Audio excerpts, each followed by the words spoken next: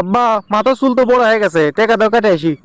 এই রোজা শুরু হওয়ার সময় কাটা পারিসনি, যেই দিকে তুই ঈদের সিজন চলে যাচ্ছে দাম বেশি, ওই তখন তো কাটা লাগবে চুল, তাই লয়?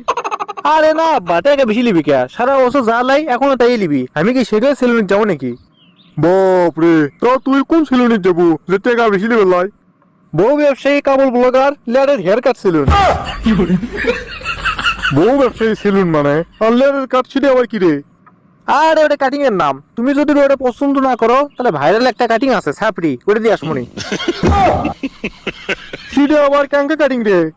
মাঝখানে চুল বড় থুয়ে দুই ধরে চরৎকে চুল ফেল দিবি আর পাশে মিনিট টিকে থুবি, এটা কি কয় ছাপড়ি কাটিং? 2024 সালে এটাই তো ট্রেন্ডিং এ আসলো আব্বা, 2025 সালে ঈদত এবার এটাই কাঁপাবি, এটাই চলিচ্ছে। সি সি সি সি সি সি, ওটা একটা কাটিং হলো, মানুষের সামনে মুখ দেবো রে। দেখ তো তাহলে কি একটা অজগুবে কথা কয় না, কাটমো মাথা চুল, মুখ কি দোষ করলে? ভালো বোনের তোর ভালো হওয়ার লক্ষণ নেই। এ শোন, তুই 50 টাকা দিচ্ছি, ধীরেনের দোকানত যা, সুন্দর ভাবে মাথা চুল কাটে একবার সমান করে চলে আয়। কুটি ধীরেন দাদার 50 টাকা কাটিং আর কুটি কাপড় ব্লগার লেয়ারের কাটিং, দুটো কি এক হলো? তুই তাহলে কমাস লেয়ারের কাটিং এ দিবু? দিবো মানে আমি 3 পায়ের উপর খাড়া, খালি মধ্যের পাওয়া না ছোট, ওই জন্য দাঁড়াবের পার নেই। হ্যাঁ রামদা সবা উল্টো পাল্টা কথা কোস। না বা ওই চামড়ার মুখ ফসকে বার হয়ে গেছে। অত যাই হোক, ছাপড়ি কাটিং কয় টাকা? টাকা 400, কিন্তু সিএনজি ভাড়া আছে, সব মিলে 500 টাকা দাও। ইসরা কয় কি রে, ইসুন না টাকাত কে রে? এক চুল কাটবো সেটা 400 টাকা লাগে? কি গো আব্বা, খালি কি মাথা চুলি? 2 লাখের 2 সিদ্রি ক্লিয়ার, মোজ দাড়ি, আবার 2 বগল ক্লিয়ার, আর তো কোনোই না। হ্যাঁ করো না আব্বা, এই 400 টাকার মধ্যে কাপড় ব্লগাররা এমন সুন্দর ফেসিয়াল করতে দেয়, তোমার বেটা দিলদারের মধ্যে দেখা যাবে। আমার মাথা ঘুরতেছে, তোর এগুলো পেশাল শুনে আমার মাথা ঘুরতেছে, দুনিয়াদারি খেলে তোর উপর হচ্ছে রে। ও কি কোন আব্বা, আপনি শুনি তো প্যারাসিটামল আনিয়ে তুছি, ইফতারির পর একটা খাবেন আর সেরির পর একটা খাবেন, মাথা ঘোরা ক্লিয়ার। এ তুই কথাগুলো কিন্তু আমার সহ্য হচ্ছে না, তুই গুলি করে মামরে। এ আব্বা দেরি করেন, কাপড় ব্লগার লেয়ারের কাছ থেকে কল আসছে, কলটা রিসিভ করি। হ্যালো স্যার, আপনি যে বউ ব্যবসায়ী কাপড় ব্লগার সেলুনের যে আপনি বুকিং দিয়ে গেছিলেন, আজকে সে সময় চলে যাচ্ছে, দুপুর 2টার সময় চলে আসবেন। চলেন, ঠিক আছে, আমি যাবো নি সময় মতো। এ কে ফোন দিছে রে? আব্বা আমি তো সেই খুশি, বউ ব্যবসায়ী সেলুনের থেকে আমার কল দিছে, আমাকে যাবো করছে, দুপুর 2টার সময় আমার চুল কাটে দিবি। বাপ রে, চুল কাটার জন্য আবার কলও দেয়? হ আব্বা, আমি যে চুল কাটার জন্য বছর আগে বুকিং দিতেছি।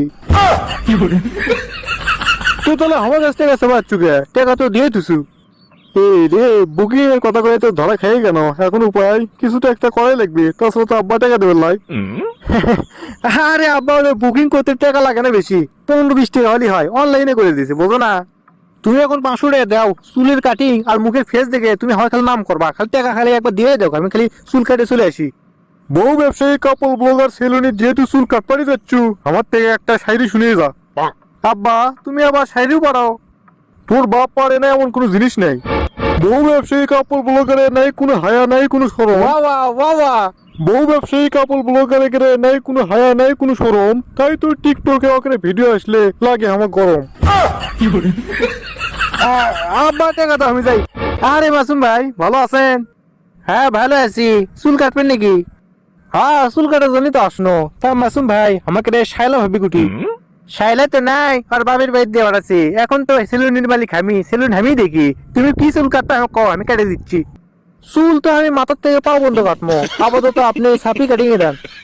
আচ্ছা লেন, আপনি বসেন। ও, বউ ব্যবসায়ী কাপড় ব্লগারের থেকে সাপি কাটিং নিয়ে আমার কত সুন্দর লাগিচ্ছে, মনে হচ্ছে এই বাড়ি ধাবি কর্ম। চুলের কাটিং দিয়ে তো আমার সেই খুশি খুশি লাগিচ্ছে, বলে একবার লেটার কাটিং আছে, একটা গান করতে করতে যায় খুশি চোটে। ভালো লাগে রে লাগে, ভালো লাগে রে লাগে, সাপড়ি কাটিং দিয়ে ভালো লাগে। আব্বা আমার বোঝে না রে, আজ কবি এক কথা কয়, সাপড়ি কাটিং ও কাটিং রে, সাপড়ি কাটিং আমাকে ভালো লাগে।